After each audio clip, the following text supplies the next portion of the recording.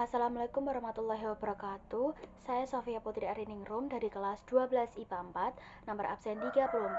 Saya di sini ingin mengulas sebuah novel berjudul Laut Bercerita karya Leila S. Chudori. Novel yang mempunyai ketebalan 379 halaman ini terbit tahun 2017 di bawah Kepustakaan Gramedia Populer. Laut Bercerita merupakan novel fiksi sejarah yang berlatar Indonesia di tahun 1998 di era Orde Baru. Novel ini menyajikan cerita tentang seorang pemuda bernama Biru Laut Wibisono dan juga teman-temannya sesama aktivis yang mengawali pertemuan mereka dari sebuah diskusi buku sederhana.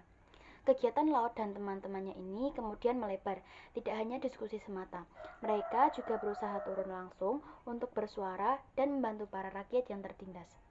Buku ini terbagi menjadi dua sudut pandang. Bagian pertama adalah cerita dari sudut pandang Laut, seorang mahasiswa aktivis. Pada sudut pandang Laut, kita dibawa pada cerita-cerita Laut bersama kawan-kawannya menyusun rencana bersembunyi di sebuah tempat pada tahun 1991 yang merupakan markas Wirasena atau organisasi mahasiswa untuk melakukan kegiatan yang menurut pemerintah adalah sebuah aktivitas terlarang. Sehingga pada tahun 1998, para aktivis seperti Laut dan teman-temannya dianggap sebagai ancaman oleh rezim yang berkuasa. Namun, Laut dan teman-temannya tak gentar melawan kuasa tanpa demokrasi. Saat itu, bahkan hingga titik darah penghabisan, Laut dan teman-temannya hidup menjadi buronan negara yang cukup lama. Dan pada akhirnya, mereka ditangkap dan dihilangkan jejak juga suaranya. Cerita pada sudut pandang Laut juga dibumbui sedikit kisah romansa pada saat Laut jatuh cinta pada teman sesama anggota aktivisnya bernama Anjani. Di bagian kedua merupakan sudut pandang Asmara Jati, adik perempuan dari Biru Laut. Dari sudut pandang Asmara, kita dapat memahami posisi dari mereka yang kehilangan tanpa sebuah kejelasan dan ketidakpastian. Bagian ini menceritakan usaha para keluarga dari mereka yang hilang untuk menuntut kejelasan atas apa yang terjadi. Mereka coba mencari keadilan pada pemerintah yang dirasa lebih peduli. Luka kehilangan membuat banyak keluarga hidup dalam penyangkalan. Cerita tentang mereka yang selamat juga tersaji untuk menggambarkan bagaimana mengerikan kejadian tersebut untuk dikenang dan tentu meninggalkan trauma yang mendalam.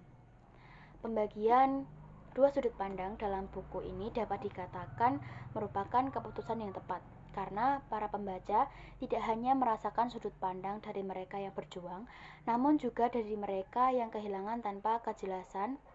Segala emosi bertumpah ruah. Pilihan kata dalam novel ini dapat dikatakan cukup sederhana dan mudah dicerna, namun tetap indah dan tersusun rapi, sehingga emosi pun dengan mudah mengalir begitu membacanya. Novel sejarah fiksi ini dapat dikatakan cukup luar biasa. Hampir tidak ada kelemahan yang begitu mengganggu. Mungkin hanya pada pemilihan alur yang akan sedikit menyulitkan para pembaca yang tidak terbiasa karena perlu memperhatikan waktu. Secara keseluruhan, novel ini memang layak mendapat banyak pujian dari para pembaca. Meski novel ini hanya merupakan sebuah fiksi sejarah, pada kenyataannya mereka memang terdapat orang-orang yang berjuang dan hilang seperti Laut dan teman-temannya pada masa pemerintah Orde Baru. Kisah ini mungkin tidak akan ditemukan dalam buku sejarah sekolah, namun sudah menjadi sebuah rahasia umum yang kelam. Bahkan perjuangan dari mereka yang kehilangan untuk mendapatkan kejelasan dan keadilan masih terus dilakukan hingga detik ini. Jika ingin mudah memahami dalam mengulas sejarah Indonesia yang tidak tercatat di buku sekolah, buku ini sangat direkomendasikan untuk kalian. Sekian pembahasan tentang Laut Bercerita dari saya. Terima kasih telah menyaksikan. Wassalamualaikum warahmatullahi wabarakatuh.